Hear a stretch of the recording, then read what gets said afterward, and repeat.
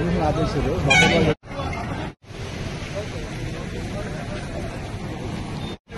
Market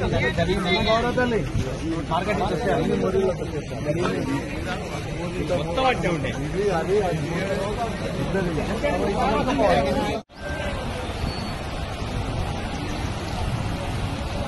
కాలువల చెత్త జమ లభిస్తాం. ఇది వరదకి వెళ్ళిపోతుందా? అంతా మురు నీళ్ళు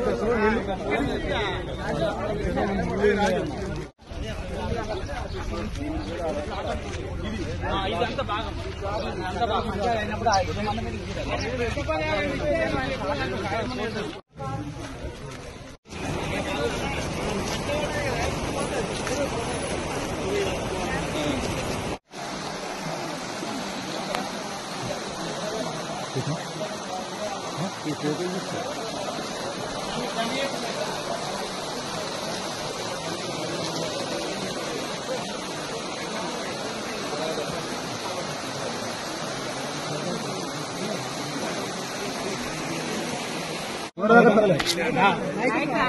పొద్దున 3 గంటల అక్కడ ఒకటి మంచినీళ్ళ పైప్ ఉంది అడ్డం.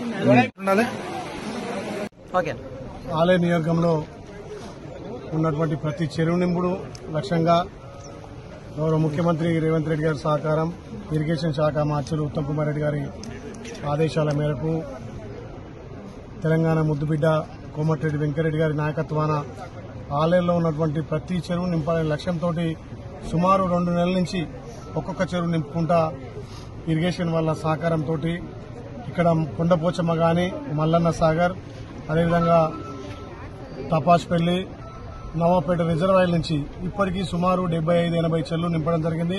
ముఖ్యంగా ఇలా ఆలేరు నడిబొడ్డున్నటువంటి యారుట మున్సిపాలిటీలో ఉన్నటువంటి నల్ల చెరువు, పెద్ద చెరువు నింపుకొని మూసీని తలపించే విధంగా ఇక్కడ ఎంఆర్ ఆఫీస్ నుంచి బీసీ కాలనీ, అక్కడ యారిపల్లి వరకు కూడా ఈ యారుటకు వచ్చే మలినాలు మొత్తం ఈ కాలువల్లో ఉండడం వల్ల ఈ చెరువు నింపితే ఒక 6 నెలల పాటు ఈ కాలువ శుద్ధి అవుతుంది. అందుకే ప్రత్యేకంగా ఈ నల్ల చెరువు నింపడం, అదేవిధంగా గండి చెరువు, నల్ల చెరువు, అదేవిధంగా తోపుగాన్ చెరువు 3 చెరువులు యారుట ప్రజలకు కాకుండా యారుట వచ్చే భక్తులకు కూడా నీటి వసతిని పుష్కలంగా ఈ 3 చెరువులు అందిస్తాయి. కాబట్టి ఇలా అందరి సహకారంతో చెరువు నింపినాం. ఎలక్షన్ల ముందు ఒకటే మాట చెప్పిన, నేను నాయకుడు కాదు, ప్రజా సేవకుడిని, గోదావరి నీళ్లు తెచ్చి ఆలేరు ప్రజల కాళ్లు కడతానని చెప్పి ఆ రోజు మాట ఇచ్చిన. ఈ రోజు అది నిజంగా కూడా శ్రీ లక్ష్మీనరసింహస్వామి ఆశీస్సుతోటి ఆ కళ నెరవేరినందుకు నా జన్మ ధన్యమైందిగా